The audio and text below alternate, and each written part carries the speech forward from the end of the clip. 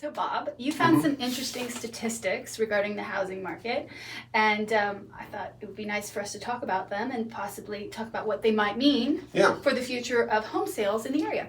Yeah, absolutely. So I'm kind of a data nerd. I like statistics, especially ones that I make up.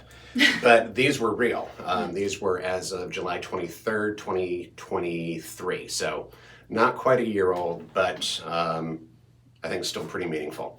So 85% of all existing mortgages are at less than 5%. So when we had the rates that were, say, in the high 2s to 4s, lots and lots of people refinanced. And although those people are, 85% of them, are in at less than 5%. At the same time, the rent to income ratio went to about 40%. So what that means that if you're renting, 40% of what you make goes to pay your rent. Yeah, and that's awful, right? It is, so, it is. Yeah. It kind of means, though, that like people looking for a home right now are really getting squeezed every which way. Absolutely.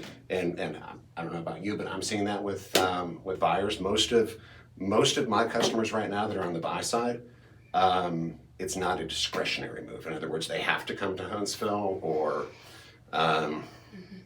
say a few of them are in a position in their life where interest rates and finances don't really matter. And then a few of them actually are getting loans from a new organization that I've heard of called the First National Bank of Mom and Dad. There are a lot of people who use family money to purchase, especially their first home. Getting lower interest rates, the parents make out because they're getting above what they could get in a CD, for example. And the buyers are making out because they're getting into a home. And they get their children to not live with them. Yeah. It's a great investment. So it's a win-win, right? Exactly.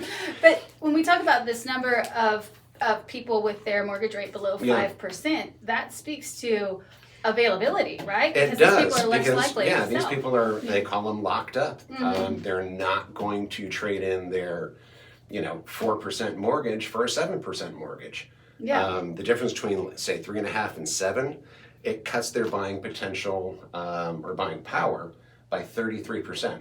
So that's basically, as an example, if you have $2,000 a month to spend on rent or, on a mortgage, today you'd buy about a $301,000 house. At 3.5, which is where people had it a few years back, $445,000. So people are having to readjust their expectations a little bit. They're having to maybe look farther out of town than they otherwise would have. Look at things that are fixer-uppers, things like that. First National Bank of Mom and Dad. There's different ways to do it. But it takes a little creativity. And so basically we're seeing like there's going to be less available until interest rates go down. And actually the whole point of raising interest rates was to cool off a burning fire of a housing market. Well, the economy overall, but certainly the housing was a big chunk of that. So it's doing what it's supposed to, but at the same time it is painful. It's painful, but the like I said, the unintended consequence of that is that lockup. There's just, everything's supply and demand, right? And the supply hasn't just diminished, it's shifted because there's just not those houses out there. The normal progression of I'm going to buy a house, I'm going to live in it in a few years, and I'm going to, trade up, just isn't happening. So it's tough. There's definitely a housing shortage. So do you predict that this is going to continue, or what are your thoughts on that? It's always tough to predict. I will tell you, rates are going to go up, rates are going to go down, rates are going to go sideways. The particular order on timing on that is really unknown. Rates are going to fluctuate. That's just the nature of the beast. But those super low rates that we saw, are those coming back? No. I think if you look at the rates that we had, I think the lowest one I saw was 2.75%. I think my son has like 2 7/8 or something. Perfect timing on his part. If we get back into that sort of a rate environment, we have way bigger problems than buying a house. Absolutely. It's going to be because of another COVID or some sort of major world economic disruption. But So, no. because of those rates existing in the past, we're looking at right now it's over 80%, but even if rates go down, there's going to be a large percentage of houses that are just going to remain locked up because those rates were so low at that time. Right. And which shrinks the housing market. Correct? Yeah, I mean, it shrinks the number of available houses, dramatically. So we're seeing a shrinkage in the number of available houses, while at the same time we're seeing the cost of renting going up, right? So people are getting squeezed, and it looks like they'll continue to get squeezed even more so in the future. Yeah. So I mean, the natural sort of knee jerk is just sit back and wait. Yeah. I'm going to wait till everything cools off, but that's really probably not the best. No, because if the market isn't going to, if the number of homes aren't going to flood back on when rates drop, they're probably not going to drop ever to those rates again. Yeah. Just the number of houses available to be in the market is diminished. So yeah, and it will continue to be that way.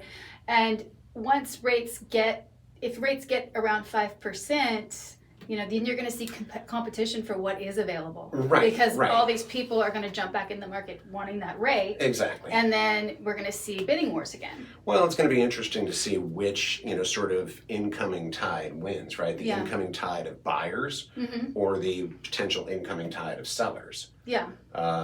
Where people say, you know what, it's not that big a deal for me to buy up my rate 1.5 so that I can move into a house that more suits me at this point. But it's going to be an interesting race to see which one wins. Yeah. If I had to guess, the incoming tide of buyers is going to far outstrip the tide of sellers. Which means there won't be enough houses. Right, which means we're back to the days of, I'm going to waive inspections. I'm going to go over asking. Which is awful. Which is really not a good place to be. It's. I mean, waiving inspections in this state is not something that you want to be doing. No. We actually have a great video about that. Yeah. I think you and Joey did that. Absolutely. Yep. So go check that one out. It was talking about Joey and his move to Huntsville. Yes. And dealing with a buyer beware. So yes, which we are. You can see all of them if you subscribe. And you should do that. And you should do that. But I think the bottom line here is that it's an uncertain market, and from the numbers, it looks like houses will become less available, and that renters will need them more. So if you are on the cusp of thinking about this, I wouldn't be waiting for those interest rates to go down. You can always refinance. You can always refinance. Yeah. Absolutely. So, all right. Thanks for letting me spout about numbers. Yeah, no, I think it is helpful. Thank you so much. Thanks, everybody. Bye.